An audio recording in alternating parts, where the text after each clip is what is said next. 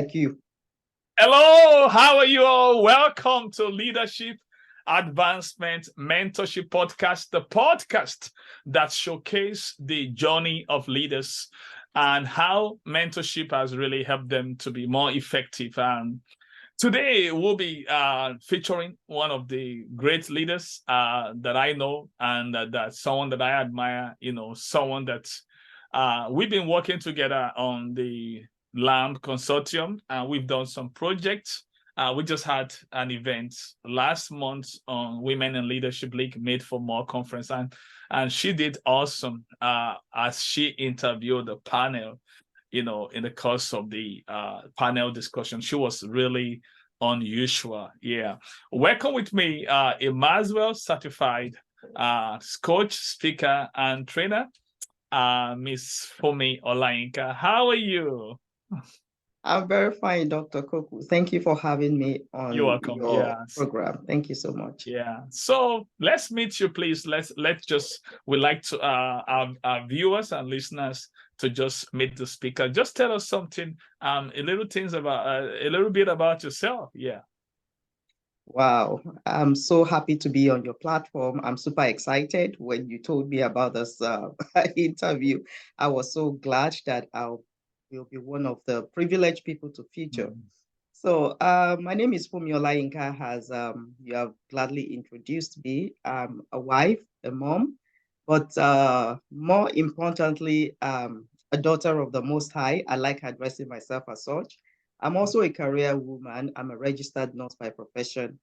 I'm also a John Maxwell speaker, trainer, and coach. And my purpose is to inspire people, especially women, faith-based women, to help them to live, lead, and leave a legacy in whatever they are doing. So basically, that is what I believe I have been created for. And I like the fact that there is an intersection between my career and my purpose. So basically, that's who I am. Wow, that's awesome. Phenomenal. Yeah, great to hear that. So my first question for you today is, at what point did you discover the leader within you? There's a leader in everyone. Either you are male or female, boy or girl, old or young. You have a leader within you. So at what point did you become aware? Because awareness is the first key to change. And then we now accept the responsibility for change. So at what point did you discover that, oh, I got this gift? Because it's a gift from God. It's everyone have that endowment, but not everyone has paid the price of development. So I'll start with awareness, then we'll now go and talk about development. So tell us, when did you become aware of that leadership potential on your inside? That's a great question, Dr. Koku. And one thing that I believe about leadership is that leadership is more than a title or a position. Leadership is a mindset. And there is always this discussion that goes on, is leadership inborn, or is it skills that you can acquire and all those kind of things. But I'm of the school of thought that leadership is something that you can develop. Yeah. Leadership is something that is of your mindset, and you can acquire the skills and the necessary tools and resources to begin to build yourself in that regard. But basically for me, I would say the first time I discovered the leadership traits that I had was while I was back in junior high school, way back in Nigeria then. I was part of this, I went to a boarding school, and I was part of this house. We usually have it in colors: yellow house, green house, blue house, all those kind of things. So I was part of this greenhouse, and the name of that house was Lockett House. And consecutively, we're involved in sporting activities, and we always took the last position. But after some time, the teachers in charge of that inter-house sport thing, they decided that they wanted to make me the leader. They decided I have to be the leader. But I did not really see myself as, as the leader, as somebody that was suitable, as somebody qualified to lead the group of people, because they were seniors among them. There were people in higher classes. There were people in lower classes. So we have all these diverse kind of people in that group. But I took up the challenge. And, for the first time, when I began to lead this group of people, and I wasn't even a sporting person then. The only thing I think I did was I was involved in volleyball and javelin. But after I took up that challenge, the group became first out of the other houses. So that was when I began to see that others were seeing something in me that I wasn't seeing. And I said, okay, if this is the point, and it was from that point in time that I began to develop my leadership skills. I began to see myself as a leader. Not after that time, after that incident, I did not really, was on that stage to develop, to lead people again. But I saw in myself, there is this leadership trait and skill. And it's not about the position. It's not about the title. It is about the mindset. And I began to develop myself along that line in that regard. And somebody says, the greatest form of leadership is self-leadership. Yeah. And I began to develop myself, in that regard. And that was how it led me, into my secondary school, into even my career. I don't wait for my bosses to say, okay, this is the route you need to go. It's already planned out. I intentionally am in that space where I want to develop myself. I want to develop my communication skills. I want to develop my relationship with people. I want to develop everything that will make me a better person. So when I'm giving to other people, I'm giving the best of myself. Wow. In fact, you know what? You don't really know what just happened 2 minutes ago. Now, I'm going to tell the listeners and viewers, do you know, before we started this podcast, what did I tell you the title is going to be? I mentioned something. U-turn. U-turn, and that's what I never had a clue. I was just reflecting towards this podcast, and I was just thinking about which direction are we going to head. I never knew that story that you just shared, that here you are, this house has always come last. Now, you're not even a senior, you're not a junior, and they made you the leader, and you were able to turn it around. I tell you, this is what we call U-turn leadership. And for the sake of our viewers and listeners, U-turn leadership is all about taking things that are going wrong and turning it around the right way. That's what leadership is all about. That's why you can be a leader and a whiner all together. You can be a leader and a complainer all together. A leader doesn't complain. If you can't turn things around, then turn in your resignation later. Because exactly. And like you rightly said, leadership begins with personal leadership. One of the books I'm working on is called Leaders Lead Thyself.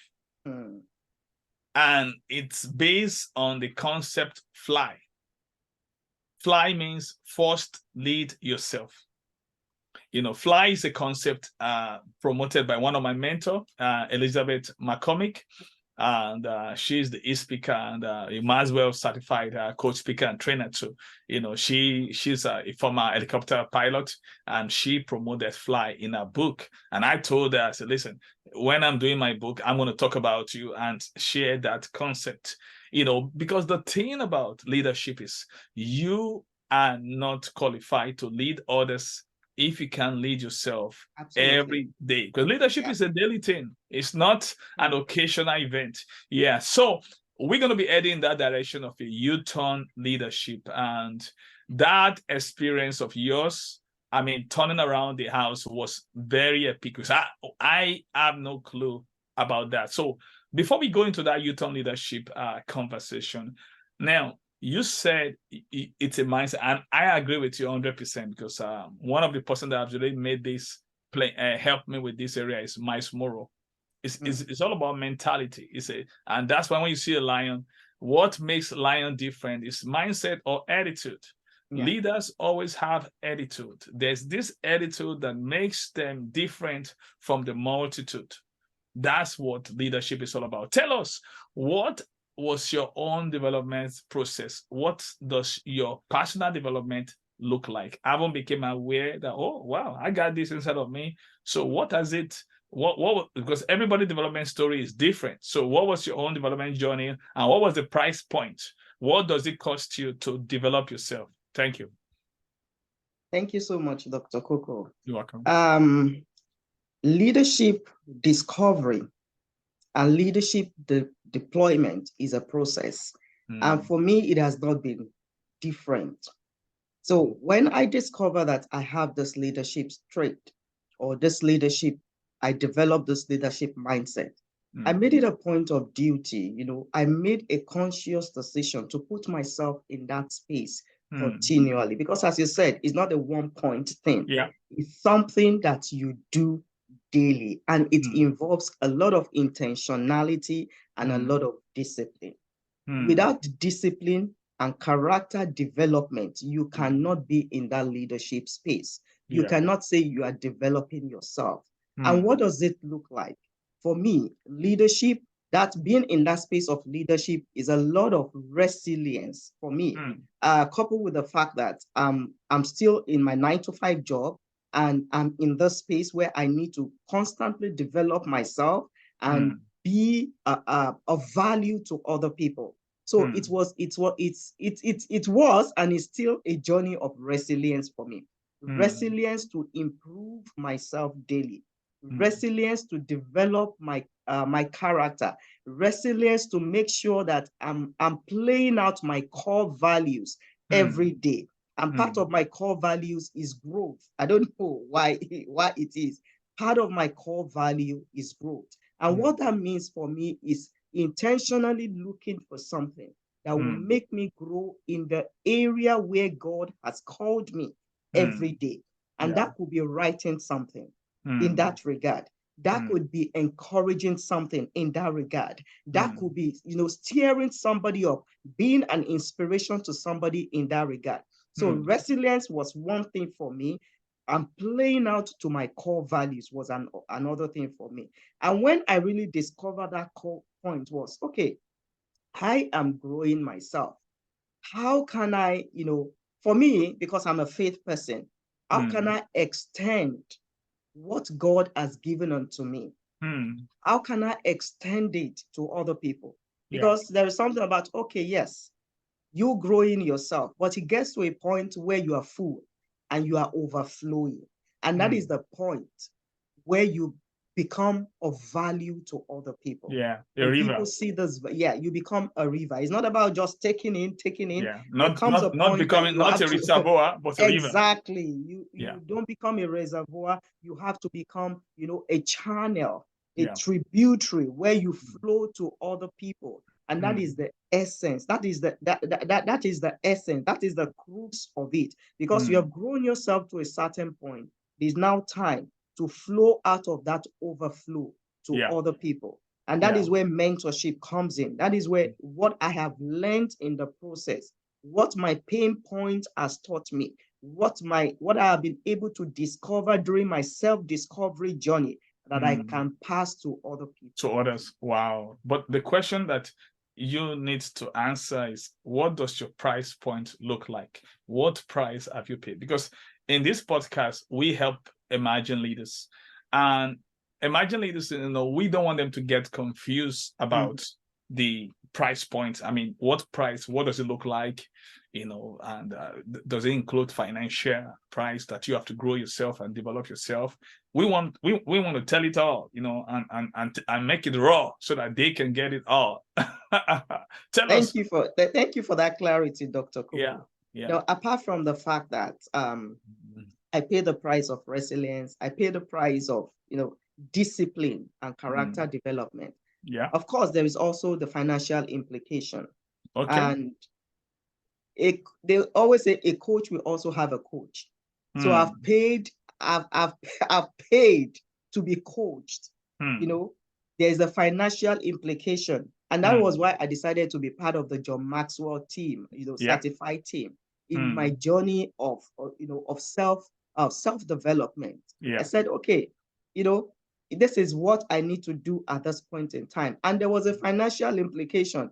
And I did not budge to pay it, and at that particular point in my life where I decided to join wasn't really, I would say it wasn't really a time for me that I was financially buoyant, but because I saw the value that it was going to add to me. Of investing in yourself. Yes, of investing in my leadership capacity and capability. I decided to go for it. And I will tell you that I'm the better for it. I'm the better for it. Any day, anytime. I'm the better for it. And also part of the price I do pay, as I said, is the part whereby I have to know that people are looking at you and you need to build your character. And that is part of the price I need to pay. Because you have become like a model to other people. So you can't do anything. You can't behave anyhow. So keeping to my core value is very key for me. And those are part of the prizes I price have point. Wow, that's awesome.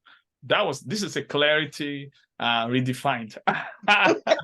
Because we want people to get it. I mean, if you want to be a great leader, listen, not everything is going to be free. John Maxwell talked about in his book, 15 Laws of Growth, how he bought a growth kit of $6.99, and at that time he couldn't afford it. It takes 6 months for the wife and him to gather the money. They have to skip vacation. He has to skip lunch several times. There's no free lunch in life. Ever. If you happen to have a free lunch, somebody paid for it. Even in Freetown, things are not free. The thing, listen, I'm for real. I tell people there's some things you can get on YouTube, some things you can get on the internet. But listen, if you really want to grow, get ready to pay the price. Like, I mean, I had three different price points. When I want to join the Maxwell Leadership for certification, there was a price. I don't have to tell you what the price is. It's huge. Yeah. It's in thousands of dollars. It's huge. And when I move on to mentorship, I have to pay another price. Of recent, I just move on to the PhD level, which is the executive program. That's another price. I mean, thousands of dollars. But the good news is this. You understand that the greatest, like according to Benjamin Franklin, he said an investment in knowledge pays the best interest. There's something called ROI, return on investment. So that's why. So we keep paying it. So it's a price that you keep on paying. Now, see, still in this corridor, and because this has to do with this price point, even in paying to be mentored and all that. What is your take about mentorship, and how has it helped you to be an effective leader that you are today? Wow, that question is it's so important. And one thing I believe about mentorship is mentorship offers you an opportunity to turn your potential into reality. Yeah. Because a lot of us, or most people, we have potential, and there is nobody God has created that He hasn't created with potential. Yeah. Potential is what you have that has not materialized or manifested. And most times we need people that have walked that journey, that have navigated that process, that have known the highs and the lows of the journey, and they can help you turn your potential into reality. Yeah. Another thing they do, that mentorship does, is to shorten your journey. Because somebody has fallen into the pit. You don't need to fall into the pit. You don't need to make the same mistakes that somebody has made. And that is what I believe about mentorship. And anytime I have an opportunity to be mentored, I'm so excited about it. So mentorship is an opportunity to turn your potential into reality. If not, you will just be struggling in the realm of potential. There is somebody that has done it before. There is somebody that has navigated that process before that can help you to turn that potential into reality. And mentorship, again, I believe is all about enlarging other people. The people that mentor other people is because they have gone through a process and they want to leave a legacy. They want to enlarge other people. And if you are in leadership and you have not gotten to that stage of mentorship, you have not really started. Because it's all about pouring yourself into other people, leaving a piece of yourself into other people. Yeah, that's awesome. Oh, that's a great thing. Yeah. So now let's go to U-turn leadership. And you've highlighted an experience that was a wake-up call for you when you were in high school.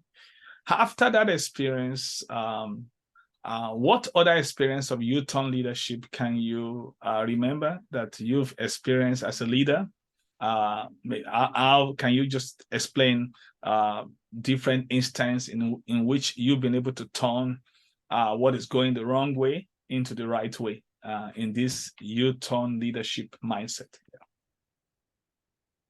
Thank you so much, Dr. Koku. That's a fantastic question. And I'm really happy to share part of what I've gone through, because I believe on this platform, the LAMP platform, you bring in a lot of authenticity, and I'm willing to share of that.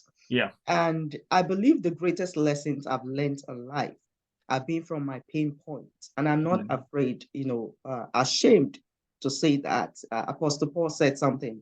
He said, it is the things in my weaknesses that the strength of God is made perfect. So after that incident, I learned through that. I was able to, being aware that there is a leader in me. And I was on that journey. So shortly after I got married, I got married. It is the joy of every couple, to have children, to have their own children. But for us, there was a twist to it. There was a little bit of twist. We had our first child, and we lost a child, unfortunately. And like every other couple too, say it's one of those things, maybe something went wrong here and there, try again. Of course, we did try again, and the same thing happened. And it was a shock, a very rude shock. It was very painful, because every pregnancy, every delivery is quite of an experience. And when I say we lost the children, it wasn't a miscarriage. It wasn't like you lost a pregnancy. It was like you had the child, and a couple of months later, you lost the children. So you've already like established a relationship. There was a connection with the children. And the second one came as a rude shock, and everybody was wondering what really happened. What happened? I was devastated. There was a lot of things going on, family-wise, both families. And we tried again, because I'm always a person, I don't give up, because I know that there is a solution every problem. And I see every problem as an opportunity. Remember where I'm coming from. I don't up. So the third one, the same thing happened. And it was like a pattern. And your ability to recognize a pattern is also your ability to know that there is a solution. The same thing happened. That was like, it was like a flattener, right? It was like a flattener. And I began to, ask questions. I began to research. I began to do a lot of things. Of course, not myself only, coupled with my husband. We began to, ask the doctors questions. They ask us questions. There was a lot of, things that, we need to do, a lot of tests, a lot of this, a lot of that. And there wasn't any solution, particularly where we were living then, because people began to wonder, and when people medically can't see a solution, we take it to the spiritual. To a different level. To a different level. To a ugly level. But I still knew it was a very challenging period for my family, for my husband and myself. We were devastated. It affected our careers. It affected us financially. It, Mm. in all ways, we were Mm. affected. Mm. And we got the opportunity. I got pregnant again, this for the fourth time. Okay, Mm. before I got pregnant again, in between the other two that we lost, I had my son, and nothing happened. It was fine. Nothing Mm. practically happened. We didn't have Mm. to do any extra thing, or nothing happened. It was Mm. after him that we now had the third one that we Mm. lost. Mm. And it was so devastating. If Mm. nothing happened during this time, what happened during the Mm. third one? Mm. And I got pregnant again, and I had to look for resources that could give me answers. And I Mm. traveled to the US, and that was where I had my daughter. Mm. And everything began to come up. Wow. Everything began to come up. Things Mm. begin to come up, answers begin to come up. Mm. And that was when I knew that if you persisted well Yeah. enough, it was a difficult time, it was a difficult journey, but I knew from that time that if you persisted well enough, Yeah. there is no problem that there is not answer to. Yeah. And that Yeah. was what really enhanced my Mm. leadership skills again, and my Wow. belief in my leadership skills. Of Mm. course, God, I wouldn't have been able to do it without God. I wouldn't have been able to do it without the strength of God. Yeah. But it was him that brought us through that journey. Wow. That was And awesome. that was why I said, okay, God has given me this process. This is a pain point for me. And I know it's for a lot of people, because Dr. Koku, while I was going through that challenge, I was really looking for people that passed through that journey, but I couldn't see.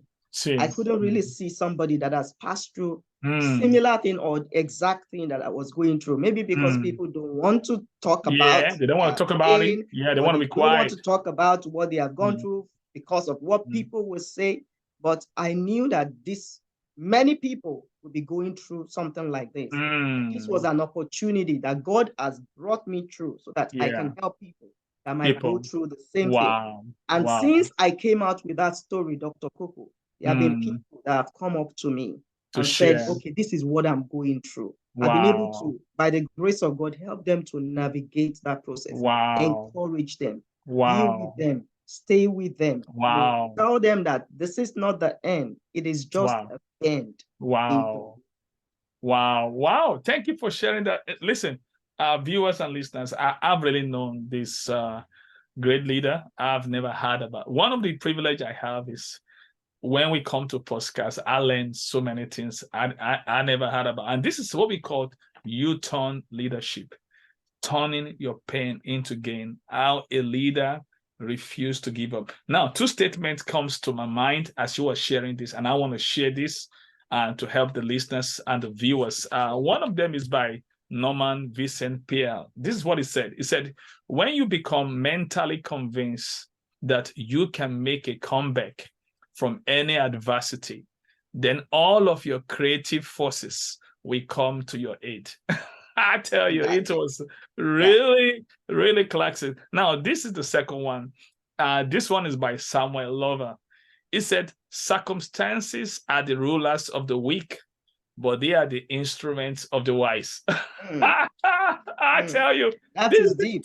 This is it. And this is what we call U-turn leadership. These are the because U-turn leadership is a mindset that we can turn the lemons into lemonade.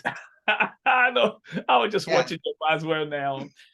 He was on a podcast and he had some, and the person interviewing said, "What do you have on your table?" He said, "I got some lemons." That was during the COVID time. He said, and he has a lemonade, lemon squeezer, and he shows how he was turning the lemon into lemonade. He already had some cups which has lemonade, and that's how a leader should think.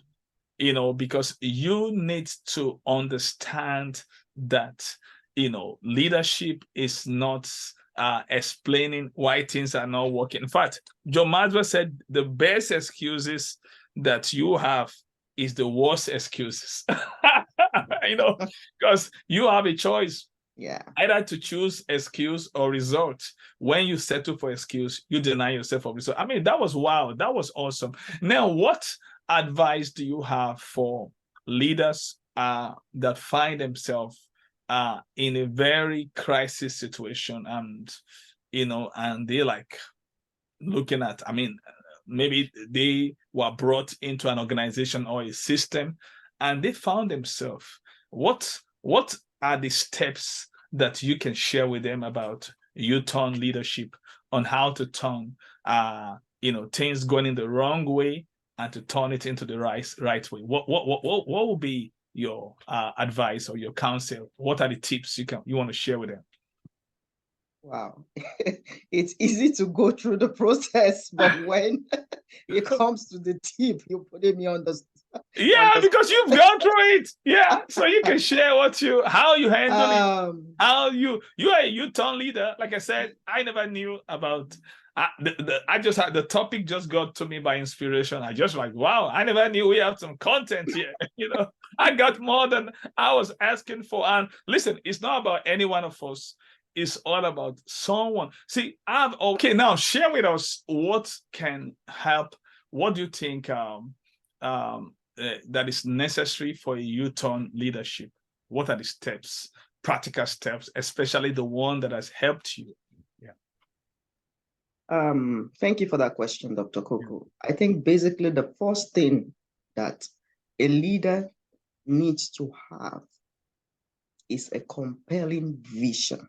A compelling vision.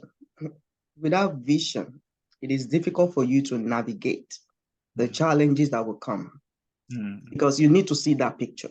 Yeah. And the people you are leading, or the people that are following you, whatever it is, they need to have that understanding that you have a compelling vision. And that is the vision that will carry you either through the good days or the bad days, especially the bad days. If you have nothing that you are really looking up to, then it is going to be very difficult. And people are not going to believe in you. They are not going to believe in your leadership. The other thing that you need to have as a vision navigating, a crisis situation is for you to have a great support system. Because these were some of the things that I had. And when I say support system, for a leader in an organization, any organization, maybe secular or religious, you have to have people that believe in the vision that you have, and those are your support system.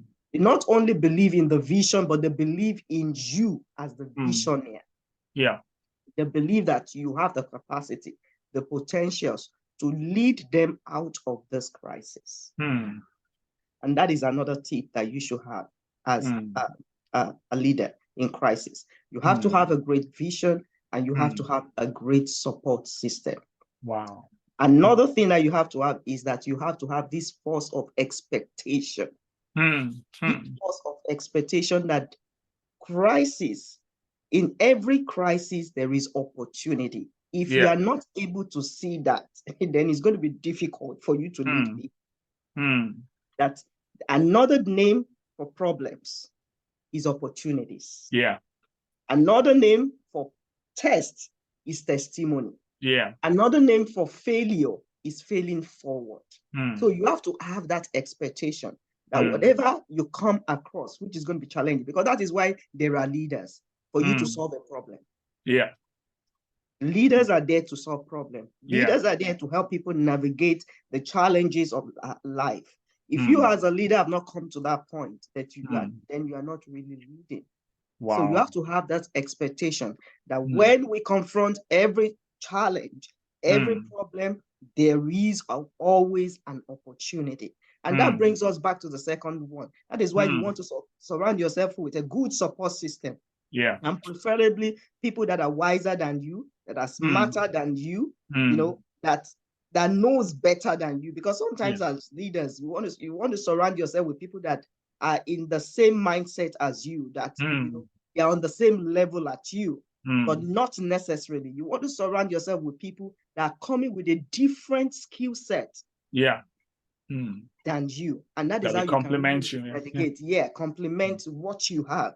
And that is how you can really navigate that pain period, that stressful or crisis period, as we might call it. Wow, that's awesome. Wow.